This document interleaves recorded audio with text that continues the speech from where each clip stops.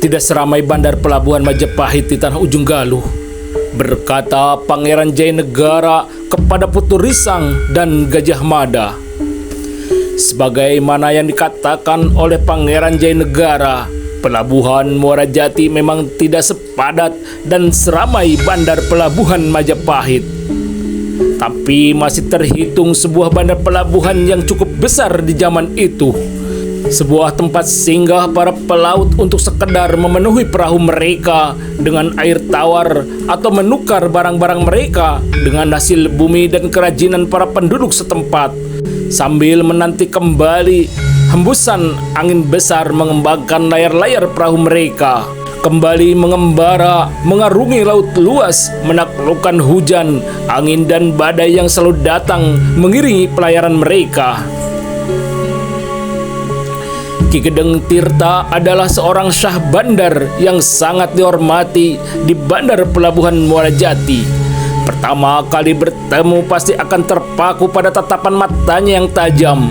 Meskipun sudah berumur setengah abad lebih, tubuhnya masih terlihat tegap berotot sebagai tanda seorang ahli kanuragan yang terlatih. Tempat kediaman Ki Gedeng Tirta tidak jauh dari bibir pantai dermaga pelabuhan di antara rumah dan para nelayan. Hanya saja tempat kediamannya adalah sebuah rumah panggung yang paling mencolok. Di samping paling besar terlihat paling megah dan indah dengan ukiran kayu jati menghiasi hampir semua sisi dinding pada pagar pendopo dan tiang pilar pendoponya.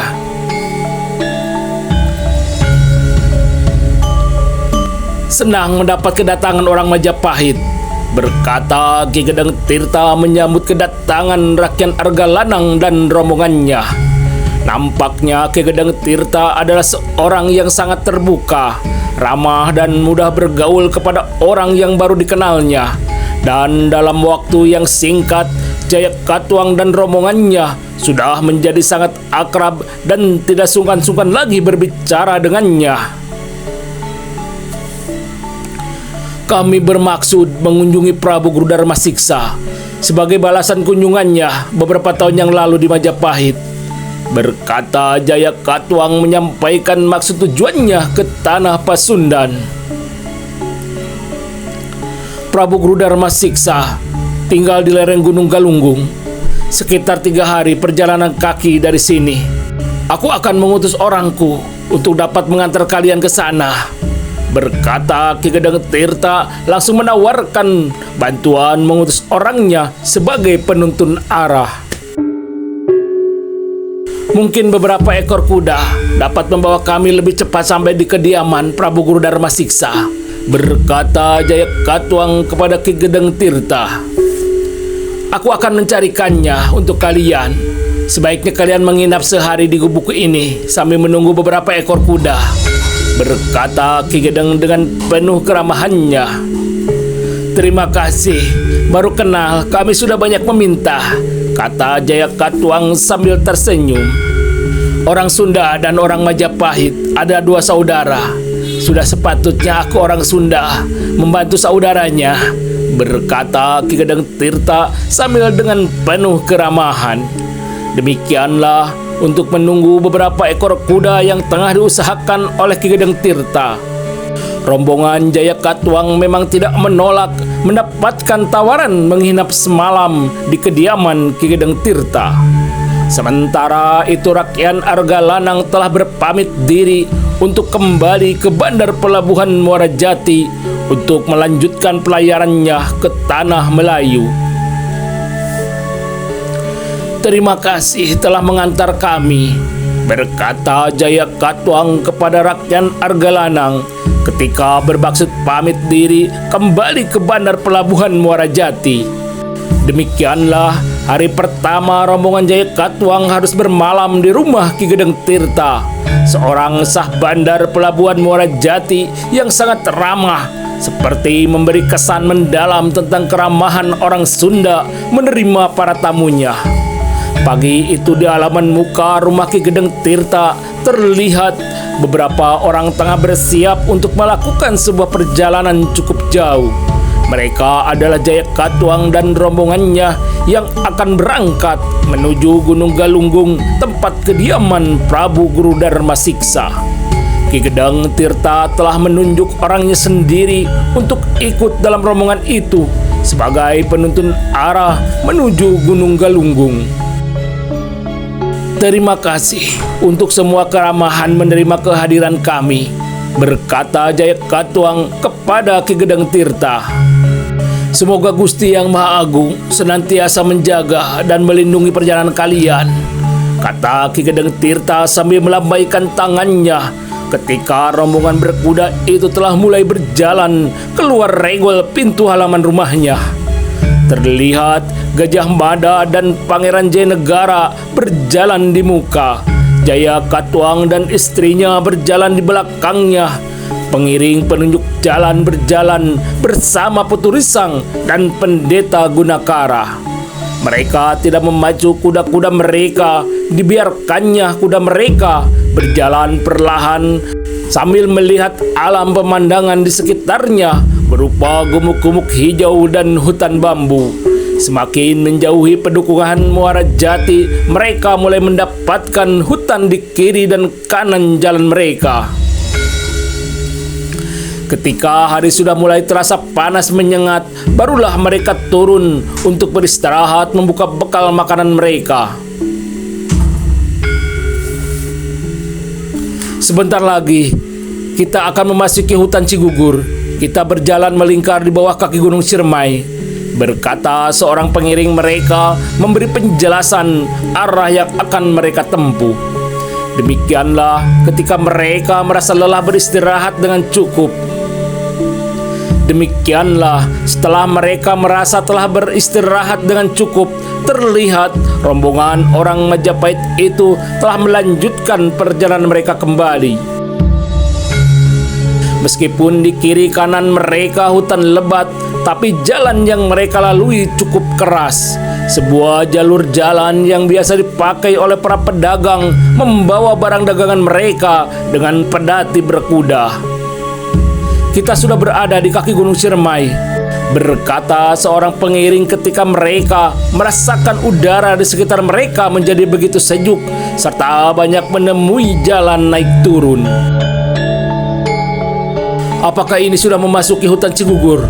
bertanya Putu Risang kepada pengiring itu. "Sebentar lagi kita akan melewatinya," berkata pengiring itu. Akhirnya, ketika hari sudah mulai terlihat menjadi senja, mereka telah menembus hutan Cigugur, sebuah hutan yang cukup lebat, dipenuhi banyak pohon kayu yang cukup besar serta tinggi, menutupi matahari yang sudah bergeser ke arah barat. Jarak pandang mata mereka mulai terhalang keremangan hutan lebat, hutan Cigugur. Tapi untuk Putu Risang yang terlatih ketajaman matanya dapat melihat jauh di depannya sesuatu yang sangat mencurigakan. Putu Risang sudah melihat beberapa orang nampaknya punya maksud tertentu menunggu kedatangan mereka. Semakin dekat, Putu Risang dapat melihat lebih jelas lagi. Terdiri dari 10 orang lengkap dengan senjata golok telanjang lepas dari sarungnya. "Berhenti!" berkata salah seorang di antara mereka sambil mengacungkan golok telanjang di tangannya. "Apa keperluan Kisanak menghentikan perjalanan kami?" bertanya Putu Risang yang pertama turun dari kudanya. "Serahkan semua barang kalian, termasuk kuda-kuda kalian. Silahkan melanjutkan perjalanan kalian," berkata salah seorang di antara mereka dengan nada bicara keras membentak. "Perjalanan kami masih sangat jauh, jadi kami masih perlu dengan kuda-kuda kami," berkata Putu Risang masih dengan suara datar seperti berhadapan bukan dengan para perampok. "Kami akan merampok kalian, jadi tidak ada tawar-menawar dengan perjalanan kalian yang masih jauh," berkata seorang yang lain dengan mata mendelik seperti tidak sabaran. Namun belum sempat Putu Risang menjawab, tiba-tiba saja di belakang mereka muncul 2 orang berkuda, ternyata seorang muda-mudi. Jangan serahkan apapun, berkata seorang pria di antara mereka sambil turun dari kudanya. Siapa kalian? Berkata salah seorang perampok, nampaknya pemimpinnya. Pasang telinga kalian kuat-kuat. Aku Pangeran Citraganda, berkata pemuda yang mengaku bernama Pangeran Citraganda. Ternyata nama itu tidak membuat takut para perampok. Terlihat mereka tertawa panjang. Rezeki nomplok. Hari ini kita dapat 2 mangsa yang lumayan. Rombongan bangsawan dari Majapahit dan 2 orang bangsawan dari Pasundan, berkata salah seorang dari mereka sambil tertawa panjang. Namun begitu selesai bicara, tiba-tiba saja dengan kecepatan yang sukar diduga oleh siapapun, tangan Pangeran Citraganda sudah berhasil menampar mulut perampok itu. 2 kali tamparan telah membuat orang itu sempoyongan, jatuh seperti pakaian basah, ambruk ke bumi dengan 2 buah gigit tanggal dan bibir terlihat berdarah. Melihat seorang kawannya ambruk ke bumi, para perampok itu kaget bukan kepalang, tapi mereka telah berpikir bahwa kawan mereka hanya lengah sedikit. Hajar anak muda ini, berkata pemimpin mereka. Menjauhlah, berkata Pangeran Citraganda kepada Putu Risang dan rombongannya. Maka tidak menunggu perintah kedua, para perampok sudah langsung mengurung Pangeran Citraganda. Putu Risang melihat anak muda itu telah dikurung oleh 9 golok telanjang. Namun Putu Risang tidak jadi turun membantu ketika melihat hanya dengan 2 gebrakan saja anak muda itu telah menjatuhkan 2 orang perampok. Anak muda yang berani, berkata Pendeta Gunakara berbisik kepada Putu Risang di sebelahnya. Putu Risang dan Pendeta Gunakara sudah langsung dapat menilai bahwa tataran ilmu anak muda itu ternyata sudah cukup tinggi. Mereka melihat anak muda itu dengan ringan dan cepat lepas dari setiap terjangan dan kurungan para perampok. Kuhabisi kalian semua, berkata Pangeran Citraganda ketika 2 orang terkena tendangan dan pukulannya langsung jatuh pingsan, tidak bergerak lagi. Terlihat sisa para perampok itu sudah mulai gentar menghadapi serangan Pangeran Citraganda yang begitu kuat dan gesit seperti seekor macan bertarung. Dan kembali 2 orang terkena tendangan dan pukulan Pangeran Citraganda langsung roboh. Kurungan para perampok semakin merenggang, sementara serangan Pangeran Citraganda semakin keras dan kuat. Nampaknya anak muda ini ingin secepatnya merobohkan para perampok sebagaimana yang dikatakannya itu. Kembali seorang perampok terlempar terkena tendangan keras dari Pangeran Citraganda. Sisakan untukku juga, Kakang, berkata seorang gadis belia bersamanya yang langsung turun ke medan pertempuran. Sungguh menakjubkan, tangan gadis belia itu yang terlihat putih mulus telah membuat seorang perampok memegang perutnya kesakitan. Tangan mungil itu ternyata punya kekuatan yang sangat kuat, telah memukul perut perampok itu dengan tidak bernapas menahan sakit yang sangat. Tidurlah yang lama, berkata gadis itu sambil kembali membuat sebuah serangan dengan sebuah kaki terangkat tinggi menghantam dagu perampok itu. Terlihat perampok itu tidak lagi memegang perutnya, tapi sudah menutup mulutnya, merasakan semua giginya frontal berdarah. Dan seperti sebuah pakaian lusuh basah, orang itu terjatuh, rebah merasakan bumi seperti bergoyang, dan mata gelap seperti melihat banyak kunang-kunang melingkarinya. Jangan dikejar, biarkan mereka pergi, berkata Pangeran Citraganda kepada seorang gadis yang bersamanya itu, yang tengah bermaksud mengejar 3 orang perampok yang merasa tidak akan mampu menghadapi 2 orang muda-mudi itu. Terima kasih, kalian berdua telah menyelamatkan kami, berkata Putu Risang kepada kedua muda-mudi itu. Kebetulan kami sedang lewat, kata pemuda yang bernama Pangeran Citraganda itu. Putu Risang segera memperkenalkan diri mereka. Kami datang dari Majapahit bermaksud untuk berkunjung ke tempat kediaman Prabu Guru Dharma Siksa di Gunung Galunggung, berkata Putu Risang kepada anak muda itu. Prabu Guru Dharma Siksa adalah eyang kami, berkata Pangeran Citraganda. Prabu Guru Citraganda berputra Raja Raga Suci. Apakah kalian berdua putra dan putri Raja Raga Suci dan Dara Puspa? Bertanya Jayakatwang kepada Pangeran Citraganda. Paman benar, kami putra dan putrinya, berkata Pangeran Citraganda kepada Jayakatwang. Artinya, bumi ini memang sempit.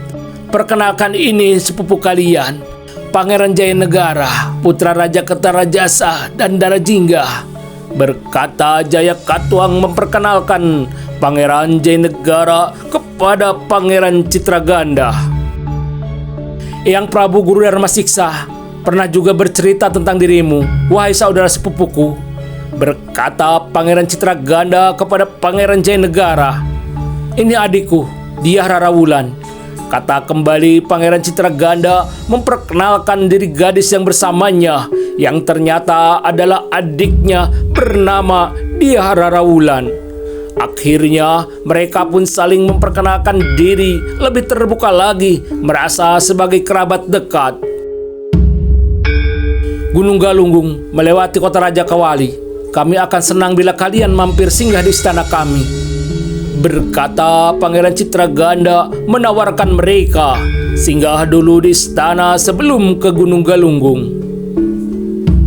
Pasti sebuah kota raja yang ramai dan indah, berkata Turuk Bali dengan gembira. Yang pasti tidak seramai dan semegah kota Raja Majapahit, berkata Dia Rara Wulan sambil tersenyum.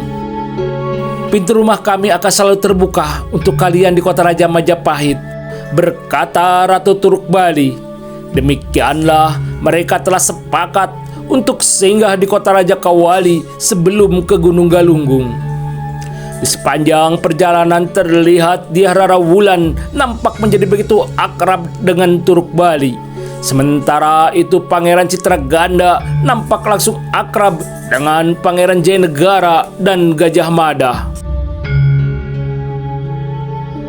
Aku akan minta izin untuk ikut bersama kalian ke Gunung Galunggung. Sudah lama kami tidak bertemu dengan Eyang Prabu Guru Dharma Siksa, berkata Pangeran Citraganda. Sementara itu hari telah begitu menjadi gelap ketika mereka keluar dari hutan Cigugur. Kita bermalam di padukuhan Parung Kuda, berkata Pangeran Citraganda. Kami ikut kemana tuan rumah membawa, berkata Pangeran Jayanegara. Akhirnya langkah kaki kuda mereka telah memasuki sebuah padukuhan di malam itu. Ayahandaku punya peternakan kuda di padukuhan ini, berkata Pangeran Citraganda mengajak bermalam di pondokan peternakan kuda milik ayahandanya. Sebagaimana diketahui bahwa di zaman itu kuda-kuda dari daerah Pasundan merupakan kuda pilihan yang sangat diminati dan sangat terkenal di segala penjuru negari. Aku sering dibawa ayahanda menginap di pondokan peternakan kuda, berkata kembali Pangeran Citraganda. Demikianlah mereka bersama tengah menuju ke peternakan kuda mengikuti Pangeran Citraganda. Apakah gardu ronda ini selalu sepi? Bertanya Putu Risang kepada Pangeran Citraganda ketika mereka melewati sebuah gardu ronda di padukuhan Parung Kuda. Terlihat Pangeran Citraganda tidak langsung menjawab, sepertinya melihat sebuah keanehan sambil memandang sebuah gardu ronda. Hari sudah mulai larut malam. Biasanya kami menemukan 3-4 orang berjaga di gardu ronda ini, berkata Citraganda sambil melewati sebuah gardu ronda yang kosong menepis segala kecurigaan apapun. Hari memang telah larut malam. Mereka masih terus berjalan di atas jalan padukuhan Parung Kuda. Hanya terlihat redup pelita malam terlihat dari balik bilik para warga padukuhan Parung Kuda itu. Sementara letak peternakan kuda milik Raja Raga Suci memang terpisah. Beberapa kebun dan ladang terlihat mereka telah mulai melewati padukuhan parung kuda masuk ke sebuah jalan bulakan panjang. Akhirnya mereka telah mulai memasuki sebuah area peternakan kuda, sebuah padang rumput yang cukup luas. Dan di keremangan malam mereka telah mulai mendekati sebuah pondokan yang dimaksudkan oleh Pangeran Citraganda. Tiba-tiba saja Putri Risang memberi tanda agar rombongan berhenti, tidak melanjutkan perjalanan mereka. Tertahan tidak jauh dari halaman muka pondokan itu. Ternyata Putri Risang dan rombongannya melihat sekumpulan orang di halaman muka pondokan itu. Beberapa orang terlihat berjajar dalam keadaan terikat kaki dan tangannya. Sementara itu sebagian orang lagi terlihat masing-masing telah memegang senjata golok mereka dengan terhunus tanpa sarung lagi. "Segerombolan perampok," berkata Putri Risang dengan suara perlahan. Terlihat semua mata tertuju ke arah halaman muka pondokan sambil menahan napas menunggu apa yang harus mereka lakukan. Nampaknya semua tanpa persetujuan apapun telah menyerahkan kepemimpinan mereka kepada Putri Risang.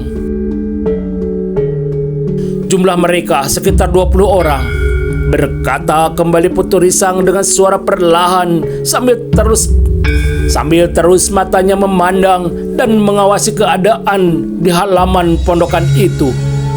Ternyata sesuai pengamatan Putri Risang, di halaman pondokan itu memang telah dipenuhi oleh para perampok. Sementara orang-orang yang tengah terikat adalah para pekerja dan para peronda yang memang bertugas di padukuhan parung kuda. "Katakan kepada raja kalian bahwa malam ini Singalodra akan meminjam kuda-kudanya," berkata salah seorang di antara para perampok sambil tertawa panjang. Suaranya terdengar jelas oleh Putri Risang dan rombongannya yang tersembunyi di keremangan malam. "Para gerombolan Singalodra," berkata berbisik Pangeran Citraganda kepada Putri Risang. "Jumlah mereka sekitar 20 orang. Mari kita ringkus mereka," berkata Putri Risang seperti sebuah perintah. Terlihat Pangeran Citraganda mengerutkan keningnya, merasa heran dengan perkataan Putri Risang yang dinilainya sangat berani, sambil berpikir dan mengingat kembali bahwa siang tadi baru saja dirinya telah menyelamatkan mereka dari 10 begundal hutan Cigugur. Sebagai seorang asli Pasundan, Pangeran Citraganda telah mengenal gerombolan Singalodra yang sangat kejam. Di samping juga mengetahui kesaktian Singalodra yang sering dikatakan oleh banyak orang tidak mempan oleh bacokan senjata tajam. Dan malam itu telah mendengar suara seorang yang baru saja diselamatkannya dari kejahatan para perampok hutan Cigugur. Terlihat apa yang dipikirkan oleh Pangeran Citraganda juga dipikirkan oleh adiknya, Dyah Rarawulan.